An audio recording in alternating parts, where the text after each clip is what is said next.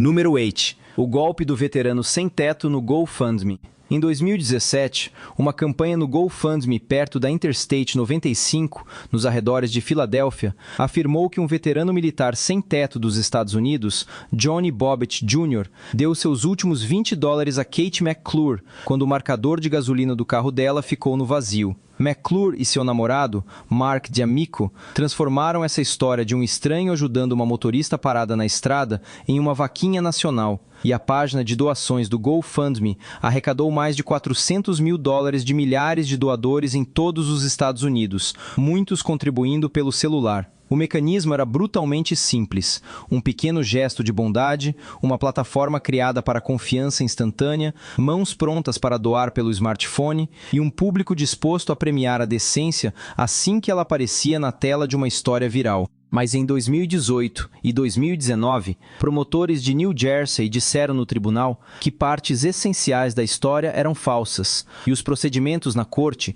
se concentraram em alegações de que o dinheiro dos doadores foi desviado para gastos pessoais, incluindo compras de luxo, com sacolas e recibos. Bobbitt, depois, apresentou ações civis no tribunal, dizendo que recebeu apenas uma pequena parte do que as pessoas acreditavam estar entregando a ele, como mãos vazias diante de potes de doação e caixas com poucas moedas. Esse se tornou um dos casos mais conhecidos de fraude em financiamento coletivo no país, o grande golpe do veterano sem teto no GoFundMe, porque expôs como uma história perfeita nas redes sociais pode correr mais rápido que a verdade e virar um esquema sombrio de vaquinha online. E este ainda era um caso de pequena escala, pois o próximo transforma esse mesmo roubo moral em uma instituição, lançando sua sombra sobre um prédio inteiro.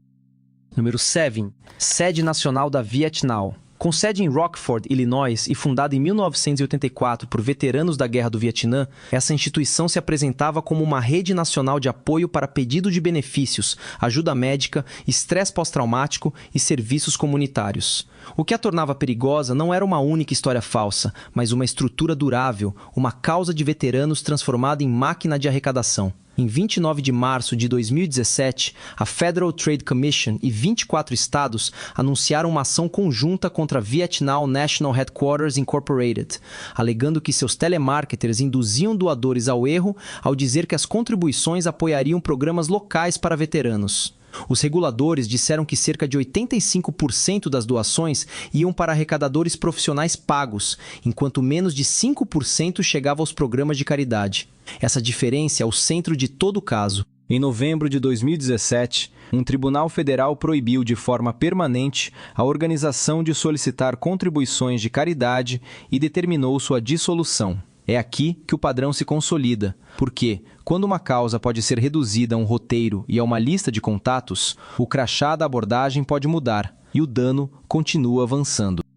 Número 6. Fundação da Polícia e dos Xerifes com Deficiência. Nos Estados Unidos, esse era um selo de caridade usado em caixas de correio e em roteiros de ligação, feito para soar como uma tábua de salvação para policiais com deficiência, xerifes e suas famílias. Esse nome era o mecanismo, porque se apropriava da autoridade da segurança pública antes que um doador pudesse examinar para onde o dinheiro realmente ia. Depois, os reguladores identificaram isso como parte de uma atividade de captação enganosa, um de vários grupos que usavam apelos emocionais, histórias de sobreviventes e imagens patrióticas para puxar contribuições sob bandeiras que pareciam benevolentes. A operação estava ligada a campanhas profissionais de arrecadação que funcionavam pelo correio, pelo telefone e por materiais promocionais. Métodos que deixavam o volume fazer o trabalho, enquanto só uma pequena parte das doações, em casos como esses, muitas vezes chegava a um uso realmente caritativo.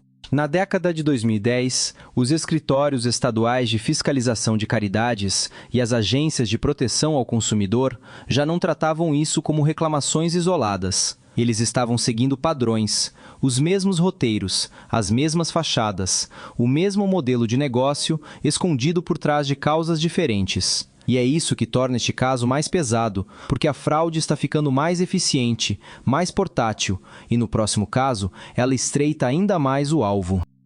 Número 5. Ajude a Vets Inc.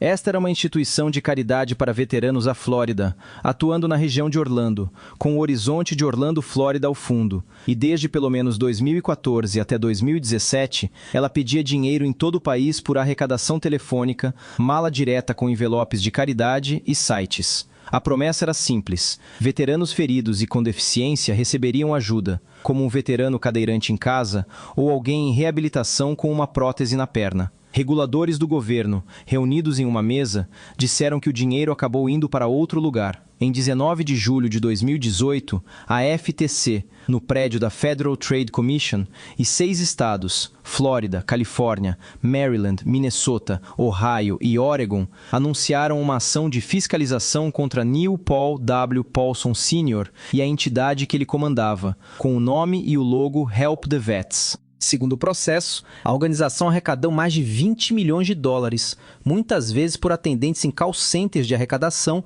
e caixas de doação em dinheiro, enquanto a maior parte das contribuições era direcionada a captadores pagos, despesas administrativas e ao próprio Paulson, em vez de programas reais para veteranos, deixando centros de apoio vazios. A FTC alegou que Paulson recebeu mais de 1,5 milhão de dólares em salário, benefícios e outras compensações, um contraste marcado por uma mesa executiva de luxo diante de pilhas de papéis de escritório. O caso passou a integrar a Operation Donate with Honor da FTC, e um acordo posterior em um tribunal federal, diante da fachada do fórum e do martelo de um juiz, proibiu Paulson permanentemente de administrar instituições de caridade e fazer arrecadação, além de impor uma sentença financeira. É aqui que o padrão deixa de parecer simples desorganização e começa a soar como uma linha de montagem industrial, com cubículos de call center, engrenagens de máquina e um sistema levando esse mecanismo ainda mais longe no próximo caso. Número 4. Fundação Nacional dos Veteranos do Vietnã. Fundada em Washington, D.C., em 1992, essa organização sem fins lucrativos era comandada por J. Thomas Burt Jr., um veterano do exército da era do Vietnã e advogado. Ela dizia aos doadores que estava defendendo os veteranos e suas famílias. O problema era para onde o dinheiro realmente ia. Em 2016, a CNN informou que o grupo havia arrecadado mais de 29 milhões de dólares em 4 anos, enquanto menos de 2% das doações chegavam diretamente aos veteranos. Grandes quantias iam, em vez disso, para empresas de telemarketing e captação de recursos, a estrutura cara por trás do apelo patriótico. A Charity Navigator colocou a instituição em observação e o gabinete do Procurador-Geral de Nova York, Eric Schneiderman, abriu uma investigação no mesmo ano. Em maio de 2016, a fundação disse que iria encerrar as atividades. Então, em novembro de 2016, o gabinete de Schneiderman anunciou que Burt havia concordado em dissolver a instituição e pagar 100 mil dólares para entidades legítimas de apoio a veteranos, depois de conclusões de que os doadores foram induzidos a erro sobre como suas contribuições seriam usadas. É aqui que a fantasia começa a desmoronar, porque o caso seguinte não questiona apenas os gastos, ele questiona se o uniforme em si algum dia foi real. Número 3. Associação de Veteranos da Marinha dos Estados Unidos. Durante anos, a United States Navy Veterans Association atuou na Flórida, em Ohio, na Virgínia e em outros estados como uma suposta instituição nacional de apoio a veteranos da Marinha e suas famílias, incluindo famílias de veteranos idosos da Navy. No papel, aquilo parecia enorme, com escritórios de caridade cheios de arquivos e armários. Em documentos oficiais, a entidade dizia ter mais de 66 mil membros. Esse tamanho era o truque, enquanto mesas vazias de uma organização sem fins lucrativos ajudavam a esconder a falta de estrutura real. Doações em potes de dinheiro e apoio político, selado até em apertos de mão de eventos de arrecadação, iam para uma figura pública que se apresentava como Bob Thompson, enquanto a liderança, os capítulos estaduais e os programas para veteranos por trás do discurso ficavam cada vez mais impossíveis de confirmar, no caso que ficou conhecido como Bob Thompson Charity Fraud. Em 2010, a redação do St. Petersburg Times começou a expor as falhas, e o procurador-geral de Ohio, Richard Cordray, entrou com uma ação contra o grupo no mesmo ano, diante do Tribunal de Ohio. Investigadores de fraude disseram depois, em uma sala de evidências, que a operação havia arrecadado quase 100 milhões de dólares de doadores. Então a máscara finalmente caiu, revelando o rosto oculto de um homem anônimo por trás de uma instituição de veteranos vazia. Depois de uma prisão feita pela polícia em Portland, Oregon, em 30 de abril de 2012, as autoridades identificaram Bob Thompson como John Donald Cody, cuja foto de identificação policial veio à tona. Um advogado formado em Harvard Law School e ex-oficial de inteligência do Exército dos Estados Unidos em uniforme de oficial, procurado desde os anos 1980. Em novembro de 2013, um júri no Fórum do Condado de Cuyahoga, em Ohio, o considerou culpado de desvio,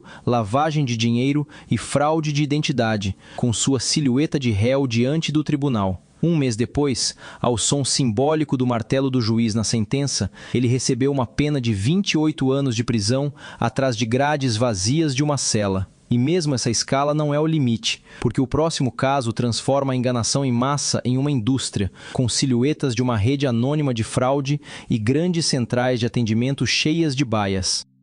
Número 2. Kids Wish Network. Fundada em 1997 em Holiday, Flórida, ela se apresentava como uma instituição de caridade para realizar desejos de crianças em situação de doença grave ou dificuldade. O problema central não era a promessa, mas para onde o dinheiro realmente ia. Em junho de 2013, uma investigação do Tampa Bay Times e do Center for Investigative Reporting colocou a organização em primeiro lugar na lista das piores instituições de caridade dos Estados Unidos, depois de analisar sua arrecadação e seus gastos de 2002 até 2011. Nesse período, os repórteres encontraram cerca de 127,8 milhões de dólares arrecadados, enquanto apenas cerca de 3,2 milhões de dólares foram destinados como ajuda direta em dinheiro para crianças e famílias. Grande parte do restante era consumida por captadores profissionais e custos de arrecadação, uma máquina que conseguia captar doações em escala